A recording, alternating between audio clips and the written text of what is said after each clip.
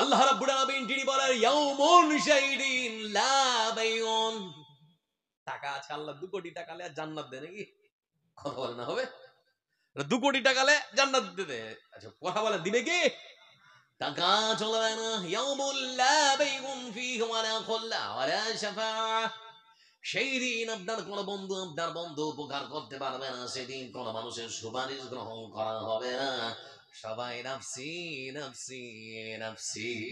এজন্য আমার আল্লাহ রাব্বুল আলামিন আয়াতে কায়দা সুন্দর করে বলেন ইয়া আইয়ুহাল্লাযীনা আমানু আল্লাযীনা ইউনফিকুনা ফিস সাররাই ওয়াদ দাররাই ওয়াল কাযিমিনাল গায়য ওয়াল আফিনা আনিন নাস।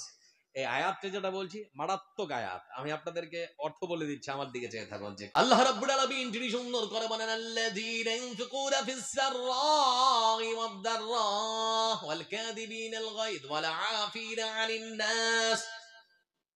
রাসূলুল্লাহ সাল্লাল্লাহু আলাইহি ওয়াসাল্লাম তিনি সুন্দর করে বলেছেন ওই সমস্ত মানুষদের কথা, পরকাল বলে তোমাদের মনের মধ্যে যদি ভয় হয় আল্লাহর কাছে দাঁড়িয়ে জবাবদিহি করতে হবে, তাহলে পরে শুনে না ওই সমস্ত মানুষদেরকে বলা হচ্ছে ও আল্লাহর বান্দারা শুনে নাও, আল্লাহ রাব্বুল আলামিন তাদেরকে সবথেকে বেশি পছন্দ করেন, ভালোবাসেন ওই সমস্ত মানুষেরা তারা কারা? যারা সচ্ছল এবং অসচ্ছল অবস্থায় টাকা বেশি ছিল তখনও দিয়েছে, টাকা কমে গেছে তখনও আল্লাহ রাস্তায় দান করেছে। টাকা বেশি ছিল তখন হয়তো 20,000 দিয়েছে, টাকা কমে গেছে 10,000 5,000 টাকা দিয়েছে। আমার আল্লাহ রাব্বুল আলামিন তিনি বলেছেন আমি ওই সমস্ত বান্দাদেরকে সব থেকে বেশি পছন্দ করি। আয়াতের মধ্যে 3টে কথা বলা হয়েছে। আমার বন্ধুরা তার মধ্যে এই সমস্ত মানুষেরা তার মানে যারা দান করে তাদেরকে বেশি পছন্দ করেন। আল্লাহর পছন্দনীয় বান্দাদের মধ্যে ওই সমস্ত বান্দাও রয়েছে যারা নিজের রাগকে কন্ট্রোল করে আর মানুষদেরকে ক্ষমা করে দেয়। যারা মানুষকে ক্ষমা করে, রাগকে কন্ট্রোল করে, এরা হচ্ছে সব থেকে আল্লাহর কাছে প্রিয় পাত্র। এজন্য নবী সাল্লাল্লাহু আলাইহি ওয়াসাল্লাম তিনি ডাক দিয়ে বলেছেন ইয়া আইয়ুহান নাস ইন্নান নাসা ইয়াকফুরুন ওয়া তাকিল্লুল আনসার হাত্তা ইয়াকুনু কাল মিলহি ফিত তুআম। সুন্দর করে আমার দিকে তাকান। রাসূলুল্লাহ সাল্লাল্লাহু আলাইহি ওয়াসাল্লাম তিনি বলেছেন শুনেন হে মানুষেরা ইয়া আইয়ুহান নাস ইন্নান নাসা ইয়াকফুরুন। পৃথিবীর বয়স যত বাড়বে মানুষের সংখ্যা তত বাড়বে। এখন বর্তমান ভারতবর্ষে মানুষের সংখ্যা আনুমানিক 140 কোটি নাকি? সারা পৃথিবীতে মানুষের সংখ্যা আনুমানিক 800 কোটি। তো বলছিলাম আপনাদেরকে বন্ধু আমার ইয়া আইয়ুহান নাস ইন্নান নাস ইয়াকফুরুন ওয়া তাকিল্লুল আনসার হাত্তা ইয়াকুনু কাল মিলহি ফিত তুআম। বলা হচ্ছে কি জানেন ইয়া আইয়ুহান নাস হে মানব সকল ইন্নান নাস ইয়াকফুরুন, মানে দিন যত যাবে মানুষের সংখ্যা তত বাড়বে। বাড়ছে না কমছে? কথা বলেন বাড়ছে না কমছে? আর ওই যে টটর পিছনে লেখা আছে আমরা দুই আমাদের এক, লেখা আছে না আমরা দুই আমাদের, তো তারপরও তো বাড়তেই আছে গো, কমছে কি? কমছে না, বাড়তেই আছে। তো বিশ্বনবী বলছেন ইন্নান নাস ইয়াকফুরুন ওয়া তাকিল্লুল আনসার, পৃথিবীর বয়স যত বাড়বে মানুষের সংখ্যা তত বেশি হবে, কিন্তু পরোপকারী মানুষের সংখ্যা দিন দিন কমে যাবে। সমাজের মানুষ আপনার ভালো চাচ্ছে কিন্তু আপনি তার থেকে বেশি ভালো থাকুন, সমাজের মানুষ এটা চায় না। বুঝতে পারেননি? সমাজের মানুষ মনে করছে ছেলেটা ভালো থাক ভালো খাক, কিন্তু আমার থেকে বেশি ভালো থাক ভালো খাক এটা চায় না, তখন হিংসা হয়, হয় না? আর ভারতবর্ষের জাতীয় খেলার নাম কি জানেন? হাডুডু, কাবাডি নাকি? কাবাডি খেলার ধর্ম কি? কেউ উপরে মার দিয়ে চলে গেলে পা ধরে টেনে নিচে নামাতে হবে। তো প্রতিবেশী ভালো খাক ভালো থাক ভালো পড়ুক এটা সমাজের মানুষ চায় না, তখন পা ধরে খালি নিচে টামাবার চিন্তা ভাবনা করে না? এরকম মানুষ আছে না এই সমাজে? তো আল্লাহ রাসূল এটাই বলছেন পরোপকারী মানুষের সংখ্যা দিন দিন কমে যাবে। তারপরে বলা হচ্ছে হাত্তা ইয়াকুনু কাল মিলহি ফিত তুআম, এক হাঁড়ি মাংস রান্না করতে লবণের পরিমাণ যতটা কম থাকে, অসংখ্য পৃথিবীর বুকে মানুষ তোমরা লক্ষ্য করবে কিন্তু মানুষের পরিমাণটা লবণের মতো দিন দিন কমে যাবে। লবণ কতটা লাগে? এক হাঁড়ি মাংস এক হাঁড়ি সবজি রান্না করছে, লবণের পরিমাণ খুব বেশি এতটা, মানে 20 কিলো যদি মাংস রান্না করেন তো হাফ কিলো লাগবে লবণ নাকি? Half kilo. এক হাঁড়ি আপনারা সবজি রান্না করছেন ওখানে 250 বাই হাফ কিলো বা 1 কিলো লবণ, মানে লবণের সংখ্যাটা যেমন কমে গেছে রাসূল সাল্লাল্লাহু আলাইহি সাল্লাম তিনি বলছেন পরোপকারী মানুষের সংখ্যাও দিন দিন কমে যাবে।